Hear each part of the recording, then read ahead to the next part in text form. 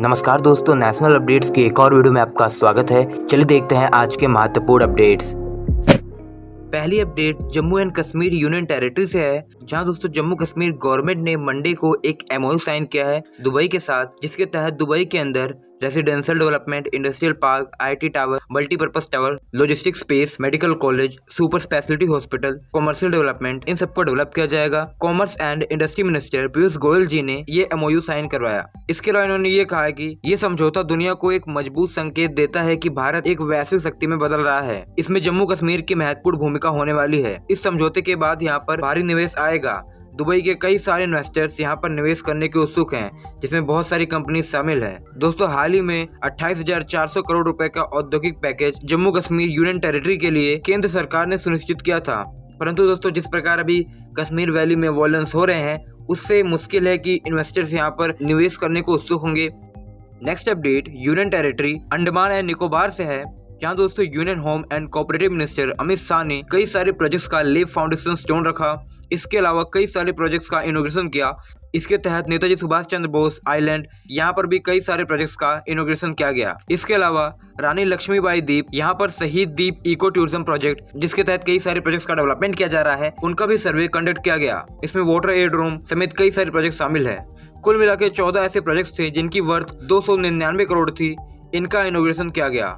वहीं ऐसे 12 प्रोजेक्ट्स थे जिनका फाउंडेशन स्टोन रखा गया, जिनकी वर्थ 643 करोड़ रुपए है। इसके अलावा आजाद हिंद फौज ब्रिज, इसका भी इनॉग्रेशन किया गया। नेक्स्ट अपडेट दिल्ली से है, जहां दोस्तों देश की जानी मानी इंफ्रास्ट्रक्चर फर्म L&T ये एमर जो है ऐसा लोवेस्ट बिडर, इसके तहत ये 3 बिल्डिंग्स का डेवलपमेंट करेगा सेंट्रल विस्तारी डेवलपमेंट प्रोजेक्ट के तहत। According to the central public work department, L&T ने करीब 3,141 करोड़ रुपए में ये बीड जीता है, जो कि करीब 3.41% लेस है। इसके अलावा second lowest bidder NCC limited रहा है, जिसने करीब 3,318 करोड़ रुपए की बीड लगाई थी, जो कि एस्टिमेटेड कॉस्ट से 1.94% कम था। इसके अलावा टाटा प्रोजेक्ट्स ने भी बीड लगाई थी। करीब टाटा प्रोजेक्ट्स ने 3,546 करोड़ की बीड लगाई थी इन तीनों बिल्डिंग्स के डेवलपमेंट के लिए, लेकिन ये एस्टिमेटेड कॉस्ट से 8.96% ज्यादा था। दोस्तों बात की जाए तो इन नई बिल्डिंग्स का डेवलपमेंट उन प्लॉट्स पर किया जाएगा जहां पर अभी Indira Gandhi national centre for the arts located है। दोस्तों यहाँ पर टाटा प्रोजेक्ट्स, उत्तर प्रदेश राज्य के निर्माण निगम लिमिटेड, L&T, NCC लिमिटेड, इन्होंने बीड सबमिट किया था।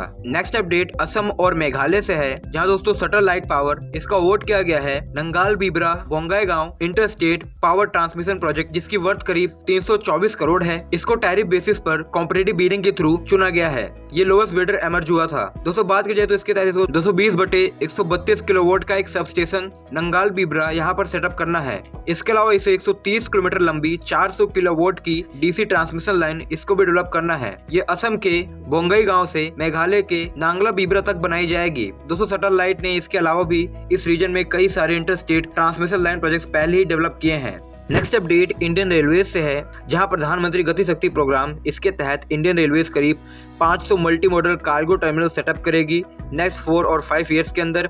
दोस्तों ये जानकारी रेलवे मिनिस्टर अश्विनी वैष्णव ने ट्वीट करके दी। दोस्तों जैसा कि हम जानते हैं कि पीएम गति शक्ति मिशन एक बहुत ही बड़ा स्कीम है, जिसके तहत नेक्स्ट 25 ईयर्स का एक मेगा प्लान है, जिसके तहत देश का जो इसकी कनेक्टिविटी को बेहतर करना है। आने वाले 5 सालों के अंदर इसका इम्पैक्ट हमें देश के अंदर देखने को मिलेगा। जैसे कि हम जानते हैं कि देश के अंदर 16 मिनिस्ट्रीज को इसमें शामिल किया गया है, जिसमें रोडवेज, रेलवेज, इनलैंड वाटरवे समेत कई सारी मिनिस्ट्रीज शामिल हैं। इनके बीच में कोऑर्डिनेशन को डेवलप किया जाएगा, ताकि जितने भी इंडस्ट्रियल पार्क्स हैं, इंडस्ट्रियल क्लस्टर्स हैं, इनको एक अच्छी कनेक्टिविटी प्रोवाइड करनी है। जब इनको एक अच्छी कनेक्टिविटी प्रोवाइड की जाएगी तो देश के अंदर जो ईज ऑफ डूइंग बिजनेस है ये भी बेहतर होगा, जो यहाँ पर लॉजिस्टिक कॉस्ट है ये कम होगी। तो इस कारण इसको लाया गया है। और यहाँ पर दोस्तों अब धीरे धीरे हमें अलग अलग जो मिनिस्ट्रीज हैं जो कि देश की कनेक्टिविटी पर काम करती हैं, वो नए नए प्लान इसके तहत लाएंगी, जो देश के अंदर डोमेस्टिक और फॉरेन इन्वेस्टमेंट को प्रमोट करेगा। नेक्स्ट अपडेट नीति आयोग से है, जहां दोस्तों नीति आयोग ने geographic information system GIS based energy mapping technology Bharat के अंदर लॉन्च की है। इस GIS सिस्टम को इसरो के साथ कोलैबोरेशन करके डेवलप किया गया है। इसके अंतर्गत देश के अंदर जितने भी एनर्जी एसेट्स हैं इनकी मैपिंग की गई है, जिससे सरकार को देश के अंदर जो एनर्जी एसेट्स हैं इनके बारे में अच्छे से जानकारी प्राप्त होगी। दोस्तों बात करें इस GIS बेस्ड एनर्जी मैप की, तो ये देश के अंदर जितने भी एनर्जी एसेट्स हैं उन सबको शो करेगा। उनका एक विजुअलाइजेशन यहाँ पर उपलब्ध होगा, जहाँ पर देश के अंदर जो कॉन्वेंशनल पावर प्लांट्स हैं, ऑयल एंड गैस फील्ड्स हैं, पेट्रोलियम रिफाइनरीज हैं, कोल फील्ड है या फिर कोल ब्लॉक्स हैं, इन सब की मैपिंग की गई है। इनका सारा डेटा यहाँ पर उपलब्ध होगा। इस मैप के सारे देश के अंदर ऊर्जा उत्पादन तथा उसके वितरण को बहुत ही अच्छे तरीके से शो किया जाएगा। इसके अलावा इसका फायदा ये है कि जो भी पॉलिसी मेकर्स हैं उनको भी बनाने में काफी आसानी होगी, तो ये हमारे देश के अंदर पॉलिसी मेकिंग स्पीड को भी तेज कर देगा। नेक्स्ट अपडेट IRCT से है, जहां दोस्तों Indian railway catering and tourism corporation IRCT जो कि रेलवे की एक PSU है दोस्तों, इसका मार्केट कैप 1 ट्रिलियन रुपए क्रॉस कर गया है और ये देश की 9वीं PSU बनी है जिसका मार्केट कैपिटलाइजेशन 1 ट्रिलियन रुपए को क्रॉस कर चुका हो। दोस्तों इसके शेयर्स में इस साल 300% की ग्रोथ देखी गई है। नेक्स्ट अपडेट P&G से है, जहां प्रॉक्टर एंड गैम्बल इंडिया जो कि भारत के अंदर 500 करोड़ का इन्वेस्टमेंट करेगी रूरल ग्रोथ फंड के थ्रू। दोस्तों बात करी जाए तो ये देश के रूरल मार्केट में ग्रोथ को एक्सेलरेट करना चाहती है, जहां पर करीब 800 मिलियन की पॉपुलेशन है। दोस्तों बात करें तो ये कंपनी पैंटीन शैम्पू और एरियल डिटर्जेंट बनाती है। इसने कहा है कि ये वी ग्रो प्रोग्राम का हिस्सा है। दोस्तों वी ग्रो प्रोग्राम इस कंपनी का हिस्सा है। इस प्रोग्राम के तहत तो देश के अंदर जो नए सप्लायर्स हैं या फिर जो स्मॉल बिजनेस हैं उनको सपोर्ट प्रोवाइड करना चाहती है। इन्होंने कहा है कि ये सस्टेनेबल ग्रोथ के लिए कर रहे हैं रूरल एरियाज में। नेक्स्ट अपडेट ट्रेड से है, जहां दोस्तों कॉमर्स मिनिस्ट्री ने अक्टूबर के 2 हफ्तों का ट्रेड डेटा रिलीज किया है, जिसके तहत भारत ने करीब इन 2 हफ्तों के अंदर $15 बिलियन के करीब एक्सपोर्ट किया है और पिछले साल के मुकाबले इस टाइम पीरियड में ये 40% ज्यादा है। भारत ने petroleum products, engineering goods, chemical इन सब के एक्सपोर्ट में रिकवरी हासिल की है। इसके अलावा इम्पोर्ट में भी करीब 60% की वृद्धि हुई है। करीब भारत ने $14.82 बिलियन का इम्पोर्ट किया है। दोस्तों इन 2 वीक्स के अंदर coffee, handloom, chemical goods, fabrics, gem and jewellery इन सब के एक्सपोर्ट में पॉजिटिव ग्रोथ रेट देखी गई है।